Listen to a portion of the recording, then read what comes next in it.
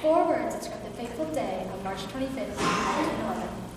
This cause of great desolation occurred in a 10-story sweatshop factory, where hundreds of underprivileged girls worked for hours on end in minimum wage and harsh conditions. This cause of great desolation occurred in a 10-story sweatshop factory. The sweatshop workplace was a disaster waiting to happen. The encounter that was the triumph fire shaped the history of women's rights and labor rights and gave rise to urban liberalism.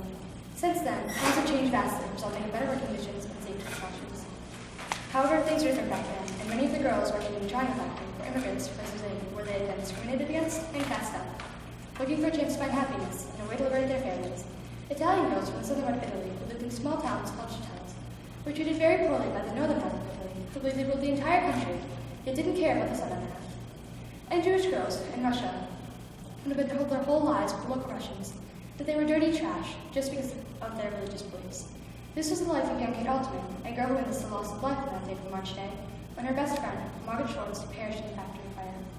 Kate was brought forward in a court trial to tell her testimony about what happened that day, as a result of locked doors and faulty fire escapes. The owners of the factory, Isaac Harris and Max Planck, were charged with the murders of 146 factory workers. But the task could not be easy when crime defense attorney Max Story on the case. Playing with words and emotions, Max tried to make the girls sound like liars, even if they were telling the truth. So, Miss Altman, was Margaret Schwartz with you at this time? At this time, yes, sir. Then where did you go? Then I went to the toilet room. Marguerite disappeared from me. I wanted to go to the Green Street side, but the whole door was in flames. So I went and hid myself in the toilet rooms and bent my face over the sink, then ran to the Washington side elevator. There was a big crowd, and I couldn't pass through there. I know someone. The whole crowd around the door, and I saw Bernstein, the manager's brother, trying to open the door, and there was Marguerite near him. The fire started on the 8th floor, quickly spread up and down the 10-story building. While the fire raged on the 8th floor, the unsuspecting workers on the floor above waited anxiously for the bell to ring, signaling the end of the workday.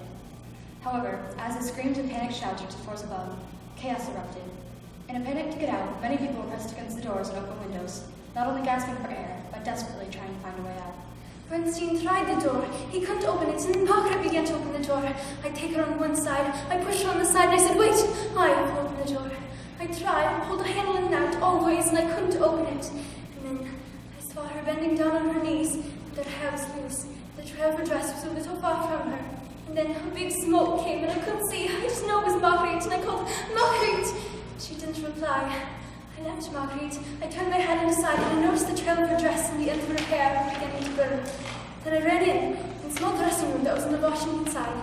There was a big crowd, and I went out from there, stood in the center of the room.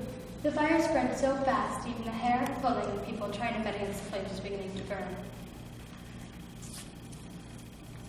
While the fire, screams barely heard of the suffocating, thick, smoke-filled air. Soon the sound of blaring sirens joined the piercing screams. The firefighters had arrived, but would it be in time? Between the machines and between the examining tables, I noticed afterwards on the other side, near the Washington side windows, Bernstein, the manager's brother, was throwing around like a wildcat at the window. He was chasing his head out the window and pulled himself back. He wanted to jump, I suppose, but he was afraid. And then I saw the flames cover him. I noticed on the other side, someone else fell on the floor, and the flames covered him.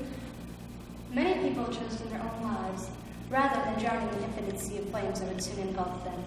If they knew they wouldn't be able to reach the elevator in time, they thought there might be a chance that the measly tarps being held out by the firefighters and police officers below might hold their weight as they fell to their deaths. But some without thinking that they could be saved still jumped.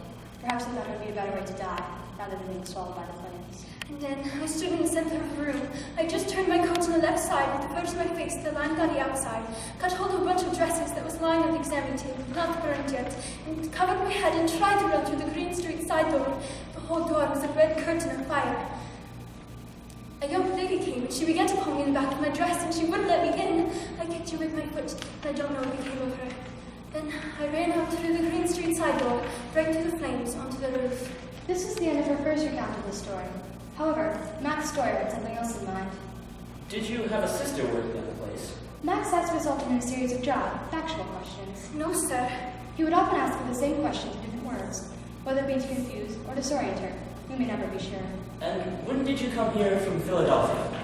I came about the 20th of November, the 18th or 20th of November. I do not remember the date. And you've been here ever since? No, sir. I left after the fire.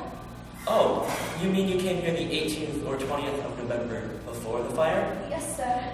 I mean, when did you come here to testify? The day of the trial. The questions came in such rapid succession that Kate was soon stressed and very much disoriented, and it seemed as if this had been Story's plan all along. Before the trial, Kate had been taken around and stopped at the workplace by her attorneys, Bostrick and Rubin, who had asked her to point out what she had pointed out to them, while recounting her story of Margaret to them. Whether or not they helped her rehearse her story, we may never be sure. And how was the appointment made for Saturday? Mr. Rubin told me to come. He wants to see me. He showed me the plan and asked me to show on the plan where I saw Margaret last. I couldn't show him very well on the plan, for I picked in my mind the places of the water before the fire, and he couldn't make it out very well with me there, so he took me to the place and asked me to show him exactly the place. Story had finally reached a spot which his plan was beginning to unfold. Before he was completely self-satisfied, he asked one last task of Miss Alterman, that even if she had rehearsed her testimony, she would not have been prepared for. The unexpected task was this. Now, I want you to tell your story over again, just as you told it before. He said, but as had been predicted, Kate was as confused as ever. Kate, not knowing what else to say, asked, What kind of story do you mean? You told us that you went to the dressing room. Do you remember that? Yes, sir, before I heard the cry of fire. And it was there that you heard the cry of fire? Yes, sir. And now I want you to tell us what you did when you heard the cry of fire. Stoyer asked Kate to repeat her testimony, starting from when she heard the cry of fire. Although Kate was confused, she complied, recounting her story, but often having to backtrack and certain parts of it over after having told it wrong. But some of her specific language, such as the names of every place she visited while there on that fateful day, may have tipped Stoyer off as to whether or not she would help to rehearse her story in a way that incriminated Blanket Harris, the factory owners on trial. It looked like a wall of flame. Like a red curtain. Now, there was something that I think you left out the second time. Now, Bernstein, do you remember what he was like? Like a wildcat, wasn't it? Like a wildcat. You left that out the second time. Now, could you tell us again what happened when you heard the cry of fire? Stoyer then asked Kate to repeat her story for the third time that day. As she began to do so, Stoyer listened intently to her words, trying to detect changes from the first and second version of her testimony to her third.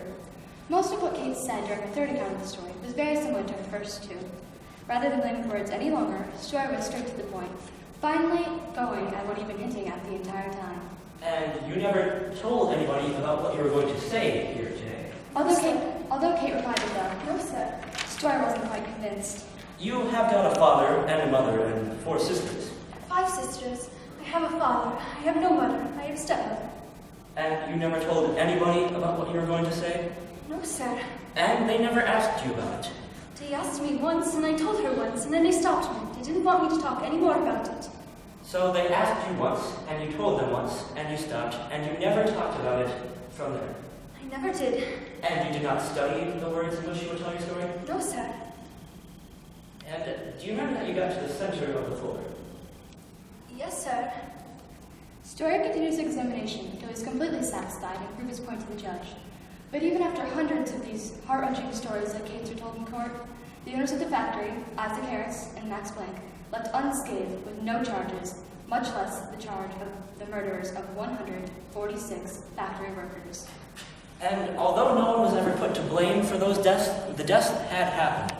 And now the complaints and strikes being put on by factory workers, primarily women, had a much larger meaning and were being taken much more seriously. The tragic event had now created a pathway for not only women, but all people across America.